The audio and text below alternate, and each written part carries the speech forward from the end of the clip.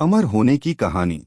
नमस्ते दोस्तों, please subscribe जरूर करें। आपका सब्सक्राइब हमें प्रेरणा देता है। अगर आपके पास की कोई स्टोरी है तो हमें मेल करें। आप हमें इस मेल आईडी storiesbpl@gmail.com पर मेल करें।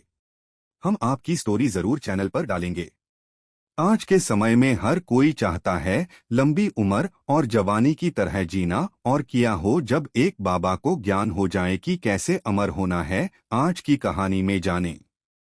एक आत्मा जो किसी के घर में जा रही और उसको खंजर से गाला काट देती है और उसकी हाथ की छोटी उंगली काटकर अपने साथ ले जाती है। और एक पर्ची निकलती है और कहती है अब 5 और बाकी है। बस अब सुबह हम एक बच्चे को देखते हैं जिसका नाम रेहान है और वो स्कूल जाने के लिए तैयार हो रहा है। आज वो बहुत दिन बाद स्कूल जा रहा है क्योंकि इसकी सेहत खराब थी 2 हफ्तों से, तो आज वो बहुत ज्यादा खुश है क्योंकि वो अपने दोस्तों से भी मिलेगा बहुत दिन बाद। थोड़ी देर बाद स्कूल पहुंच जाता है मगर उससे कोई बात नहीं करता क्योंकि सेहत खराब होने से पहले रेहान ने अपने दोस्तों से लड़ाई की थी। वो उदास होकर घर आता है और बीच रास्ते में पुराना एक छोटा पार्क देखता है जिसमें लोगों का जाना माना है। एक बोर्ड पर ऐसा लिखा होता है और वहां जाने का सोचता है मगर वो जाता नहीं है। अब वो घर पहुंचता है, सोचता है शाम को बात करनी होगी। रेहान शाम को खाना खाते वक्त कहता है, माँ पिता से मुझे साइकिल चाहिए, मैं घर अकेले आता हूँ, मुझे डर लगता है। माँ और मेरे दोस्त भी अब अलग अलग आते हैं। पिताजी बोलते हैं, बेटा कोई नहीं, कुछ दिन रिक्शा से आना, अगले महीने पैसे मिलेंगे तो खरीद देंगे, मगर नहीं, इसकी जिद की मुझे कल ही चाहिए। और खाने से उठकर भाग जाता है और उसी पार्क में जाकर बैठ जाता है जो पार्क उसने स्कूल से घर आते वक्त देखा था। तभी हम एक आदमी को देखते जो कब उसके पास आ गया और पास बैठ गया पता नहीं चलता, और वो कहता है, रेहान को किया हुआ क्यों रो रहे हो? रेहान, मेरे पिता और माँ प्यार नहीं करते मुझसे और मेरा कोई दोस्त भी नहीं है। अब वो आदमी अपना नाम उससे सहदेव बताता है और कहता है, ऐसा नहीं है, तुम्हारे माँ पिता बहुत प्यार करते हैं, तुमसे ये लो चॉकलेट खा लो। तभी रेहान के माँ पिता आ जाते हैं उससे ढूंढते हुए, और रेहान सहदेव को बाय बाय कहता है मगर उसके माँ पिता को समझ नहीं आता कि ये किसे बाय कर रहा है।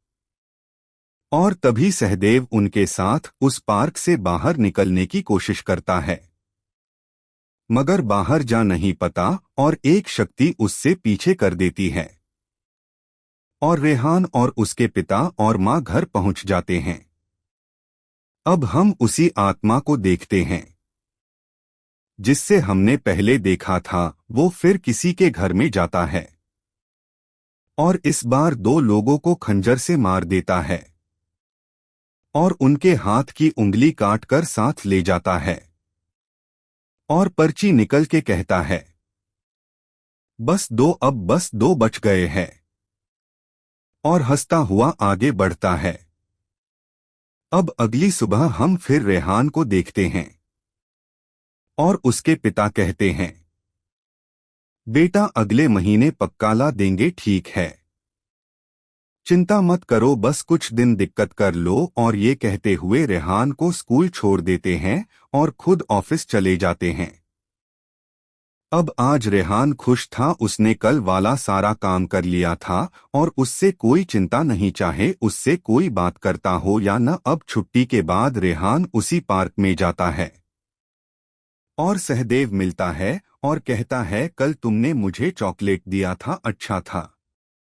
सहदेव कहता, तुम्हें और चाहिए? रेहान, हाँ। सहदेव, एक काम करो, ये पार्क के चारों तरफ एक धाग बांधा हुआ, उसे खोल दोगे तो इस बार में तुम्हें 2 चॉकलेट दूंगा। रेहान, ठीक है। अब रेहान वो धागे खोल देता है और बड़ी आसानी से सहदेव रेहान के साथ निकल जाता है इस पार्क से, और रेहान को चॉकलेट देकर कहता है, घर जाऊं, अभी मैं बाद में मिलता हूं। अब सहदेव सीधा जाता है एक बाबा के पास जिसका नाम हरि है और कहता है, ये तुमने ठीक नहीं किया, मैं तुम्हें मार दूंगा। तभी वो आत्मा आती है जो लोगों को मार रही थी और उनकी उंगली काट रही थी, और वो अपने साथ एक और उंगली लाती है। हरी, हाँ हाँ, ये ही चाहिए मुझे, बस एक और चाहिए, अब एक बलि और चाहिए। सहदेव, तुम्हें लगता है ये बलि देकर तुम अमर हो जाओगे? नहीं, मैं ऐश नहीं होने दूंगा। अब वो आत्मा जिसका नाम ऋषि है सहदेव को मारने लगता है और दोनों के बीच खूब लड़ाई होती है। सहदेव कहता है, जब इसका काम निकल जाएगा तो यह तुम्हें भी मार देगा।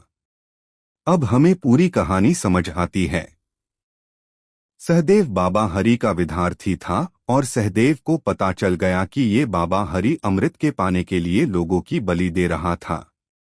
तो इसने सबके सामने इस बाबा का सच बताने निकला, मगर इसने मुझे मरवा दिया और मेरी भी एक उंगली काटकर अपने पास रख ली, मगर पता नहीं कैसे मेरी आत्मा यहाँ रह गई। यह बात इस बाबा को पता चला तो मुझे उस पार्क में कैद कर दिया, मगर वो ऋषि नहीं सुनता और खंजर निकल के मारना शुरू करता है। तभी सहदेव गीता के कुछ श्लोक पढ़ता है और तभी हवाएं तेज हो जाती है और सहदेव से एक अदृश्य शक्ति निकलती है और ऋषि का खात्मा कर देती है। अब हरि, बस तुम्हारी बारी है। बाबा हरि कहता है, मैं तुम्हारा गुरु हूँ और मैंने ही ये विद्या सिखाई है तुम्हें।